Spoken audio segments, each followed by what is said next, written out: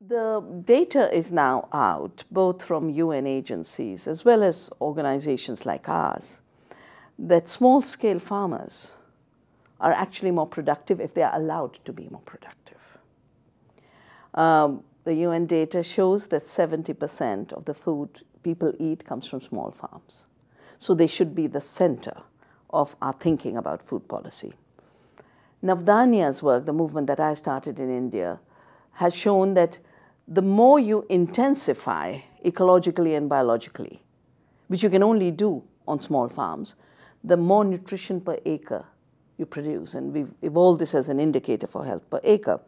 But we've also now evolved new indicators called wealth per acre. How much goes back to the farmer? The reason small-scale farmers are poor are, first, they've been displaced by cities, they've been uprooted by development projects and by wars. And today they are farming on the most marginal soils and lands with no support whatsoever.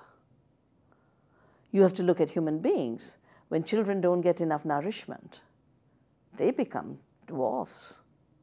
In India, half the children without food their size is shrinking literally. How do you expect marginalized soils and marginalized people to be able to do enough? So the first is the right of everyone to fertile land, which is today being buried under concrete. Today, the most fertile soils are decimated by war.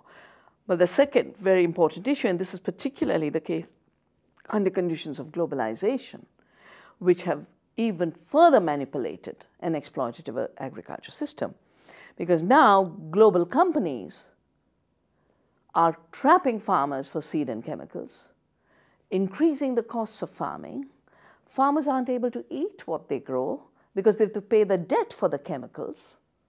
And that's why half of the hungry people of the world are farmers, because they're being pushed out of the food system. They're being pushed into the toxic system and out of the food system. No wonder they're hungry.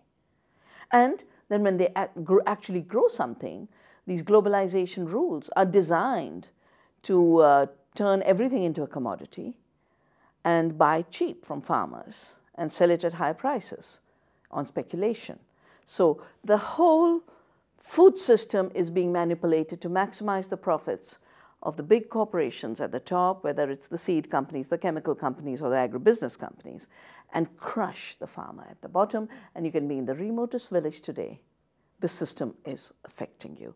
So the way to address the hunger and poverty of the small farmer is to make a shift to ecological sustainability and fair trade, to make a shift from control over the seed by corporations, control over food by corporations, to seed sovereignty and food sovereignty. And I don't say these as empty words, because this is what we've done for the last 3 decades, and it works.